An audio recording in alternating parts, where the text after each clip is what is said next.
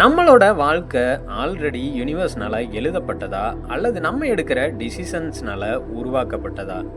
நிறைய பேருக்கு இந்த டவுட் இருக்கும். சில பேர் சொல்லுவாங்க எல்லாம் விதிப்படி தான் நடக்கும்னு. சில பேர் சொல்லுவாங்க லைஃப் இஸ் ஃபுல் ஆஃப் சாய்ஸஸ்னு. ஆனால் யூனிவர்ஸ் சொல்லுது இது ரெண்டுமே சேர்ந்தது தான் நம்மளோட வாழ்க்கைன்னு. நம்ம எங்கே பிறக்கணும், எந்த குடும்பத்தில் பிறக்கணும், எப்போ ஃபஸ்ட்டு மூச்சு விடணுங்கிறதெல்லாம் ஆல்ரெடி யூனிவர்ஸ்னால தீர்மானிக்கப்பட்டது. ஆனால் நம்ம எந்த பாதையில் நடக்கணும், எப்படி நடக்கணும், யாராக மாறணும், என்ன கற்றுக்கணும், என்னவா வரணுங்கிறதெல்லாம் நம்மளோட சாய்ஸஸ் தான். யூனிவர்ஸ் நமக்கு ஆல்ரெடி ஒரு ஸ்டேஜ் ரெடி பண்ணி வச்சுருக்கோம்.